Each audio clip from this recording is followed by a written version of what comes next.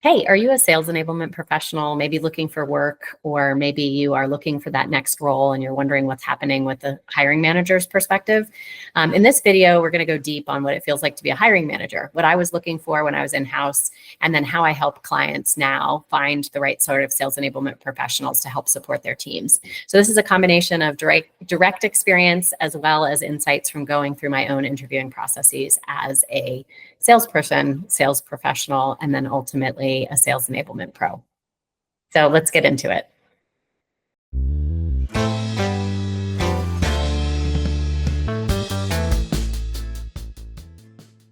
All right, thanks everybody. That was a great insight from Alessandra. She's amazing. We're going to shift gears to once you've gotten through the screening process, that initial screening, what's actually happening from the hiring manager's perspective.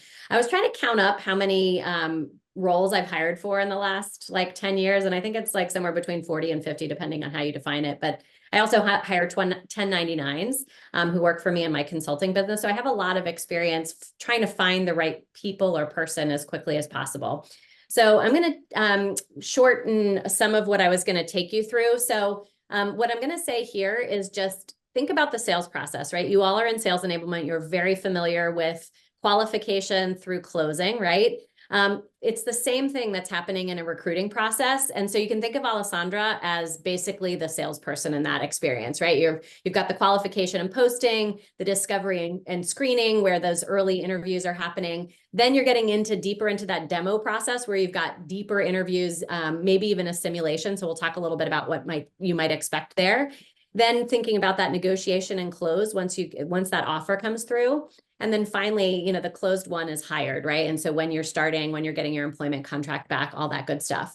Couple things to keep in mind. One, and Alessandra just gave you some visibility into this. By the time the job is posted, your hiring, the hiring manager, kind of like us, what we see in sales, may already be more than halfway through their own hiring process. So Alessandra just mentioned to you that she is one of 2 recruiters now at Bonterra. When I was at Bonterra, we had probably 15 people in the hiring shop, right? And so that ability to be continuing to hire when you're doing 20, 40, 50 requisitions, those recruiters are stretched really thinly in talent acquisition. And so, if you've got that many people, the hiring managers are often tapping their own network well before they get something posted. Because the other part of it, like a sales approval process, is there are a lot of people who have to be involved in the decision to hire you. It starts with the hiring manager making that request to their CRO or chief sales officer. Then that sales officer or CRO is getting finance approval. Then you're going through the interviewing process.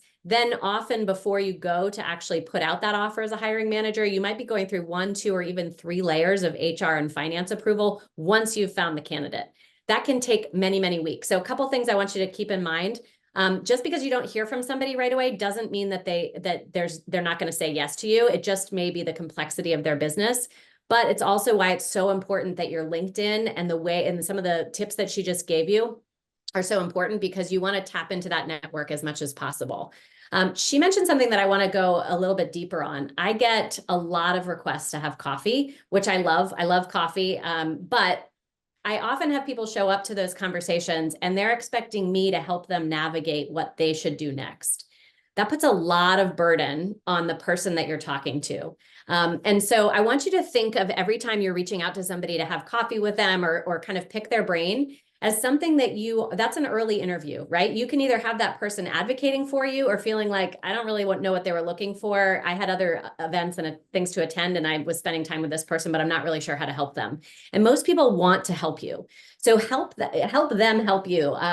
First, you want to prepare and confirm for that coffee. Do your homework before you hop on the phone. Don't expect them to educate you. Same way when you get into an interview process, don't expect the recruiter to be don't expect the recruiter to educate you on the job, on the company. Those are all things that you should be doing when you come, right? So think before you have that coffee, what could you get out of this person specifically? What are you asking them for? What's your goal of this interaction? Is it that there's an open role at their company? Is it that you'd like some sort of introduction? Can they help you with your resume? Are you looking for, hey, I'd really love to work for your company. So whenever an enablement role comes into play, I want you to have me in your back pocket the way Alessandra was just talking to.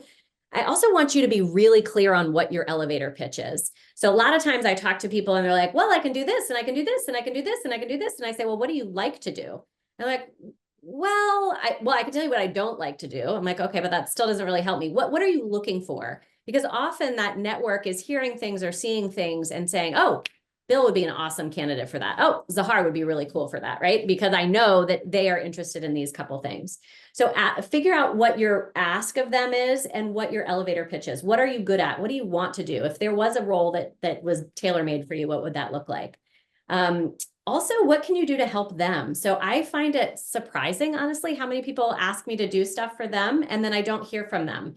Certainly can be as simple as a follow-up note that's personalized. So, hey, Caroline, thank you for your time. That's fine. That's better than nothing. But use it to educate them on what you took from the conversation. Hey, my brain was super excited when you started, or my brain was firing when you were talking to me about this, or I loved how you connected this thing, or that really made sense to me because of such and such, right? Or something that you've done based on the conversation. That's really powerful and leaves a really good impression with the person you've had coffee with. The other thing is if you have something positive that comes out of it, like you get a job or you get, a connection, follow up and say that too. Use it as an opportunity to write a recommendation on their LinkedIn. Hey, I met with this person. They were super awesome. They're really great, right? Or when you go to put that job alert that everybody loves to, I have just changed roles, put them in there as a shout out or thank you. So think of it as not just having coffee, but an opportunity to really help them you. So from an interview prep perspective, so I love framework. So I came up with the SLANT qualification framework at 11 o'clock last night. So think about qualification. That first role, that first recruiter interview is where they are qualifying your candidacy for the role. It might even be in the first conversation with the hiring manager. So they're going to care about things like salary and benefits requirements, where you want to work. If it is posted as a hybrid role, please, please, please do yourself and the hiring manager a favor and don't apply for it if you have no intention of moving or if you have no intention of going in the office for 3 days. That is not a negotiable that you can negotiate once you're the best candidate. That is going to really piss the heck out of whoever you're interviewing with. Apply for the roles that you are legitimately qualified for, would do well within what's posted. There are ways that you can negotiate on things, but location is not one of them.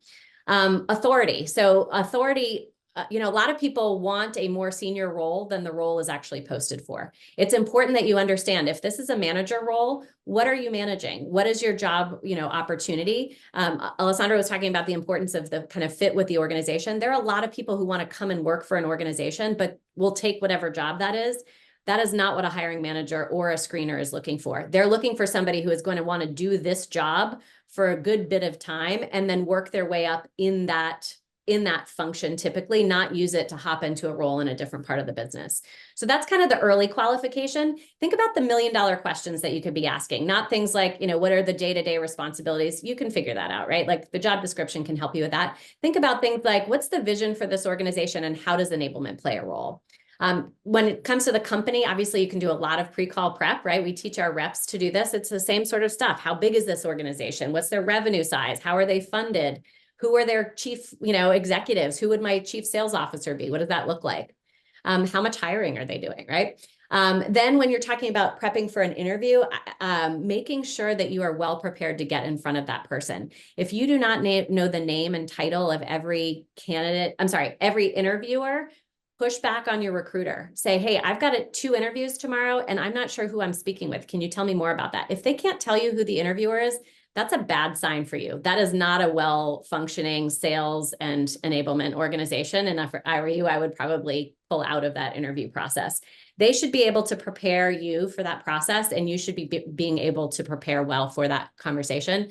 One of the things that I did that I often did have a lot of applicants for my roles. If I didn't see you on my LinkedIn profile before you came in to interview with me, you'd have to work really hard in that conversation to show me that you deserve to be in front of me for that interview. So I would ask questions like, how did you prepare for this conversation? And unless they could provide a really good sense of how they did that, I counted them out because I didn't feel like they could do their homework. And that's probably going to make it difficult for them to work with our internal stakeholders. And then the last piece is the simulation. This is the most fun, I think, on the enablement side. It may not be as fun if you are the candidate, but I think a lot of people take this and do a really nice job with it. So typically you'll get some sort of simulation to see how you perform at a critical part of that role. It might be a training facilitation. It might be designing a 30, 60, or 90-day plan if you're coming into a management role where you've got, team to manage. It might be giving an example of an onboarding program. So make sure that you understand the goal of the exercise.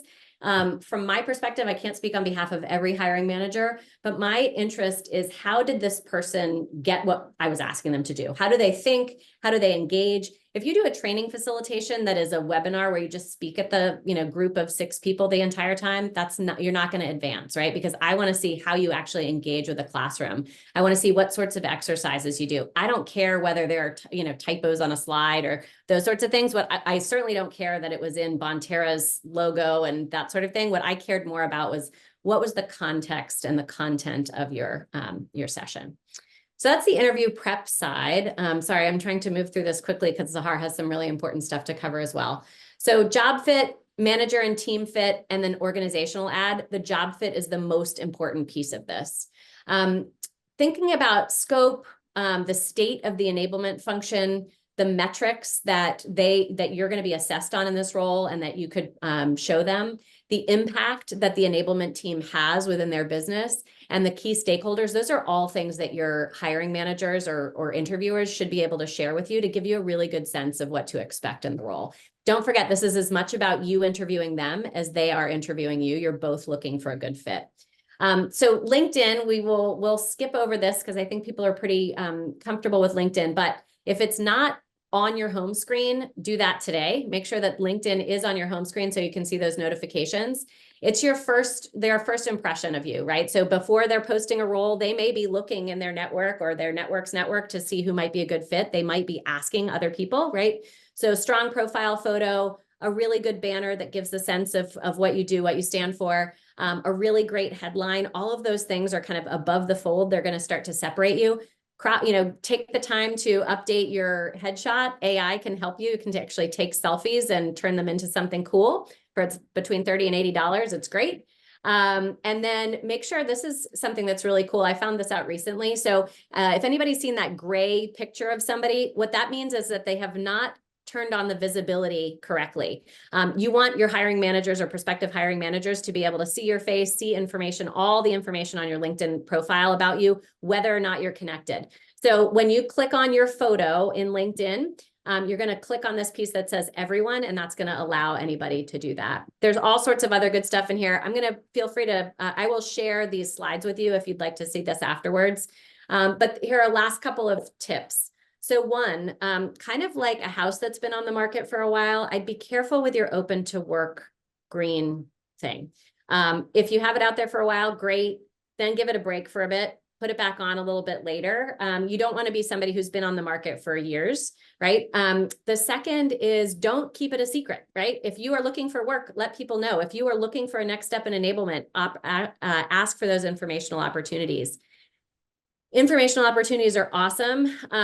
Ask for recommendations now. So if you have people, if you're not actively shopping for a job right now, this is the perfect time as you do projects for an internal customer, as you help somebody out with something, you host a webinar, ask them right away, hey, can you post a LinkedIn recommendation for me? Because that will stay with you. And then the last piece, Alessandra talked about connecting. So I want to be really careful with you in following versus connecting. Connect with somebody that you have two-way dialogue with, who is going to recognize your name and what you do. If you are going to send a connection request, make sure that it includes a personalized note. If you click on that, like if I just were to click on one of these buttons for connect, it's going to send a connection, but that's just going to be like shoving a business card in somebody's face. So click on their profile. You can add a personalized note to that connection request, and you're going to get a lot further. All right, so I am now, we'll hold time for questions towards the end if anybody has any, or feel free to pop some in the chat. I can DM you, or but I'm going to pass it over to Zahar so that you can get through your awesome stuff around AI tools. If you've made it all the way through to this part of the recording, you are either a sales pro, a sales enablement pro, or certainly on your way to being. For more tips and tricks like this, follow me on my LinkedIn page. or you can like this video and subscribe to my YouTube channel, or both. Find me at Toying with This Idea. If you need coaching, whether it's for you as an individual or for your team, as well as things like training, tools, talk tracks, tech optimization, any of the things that are going to support your go-to-market effectiveness, you can also find me on LinkedIn or reach out to me via my website, Toying with This Idea. Get out there, go crush it, have fun.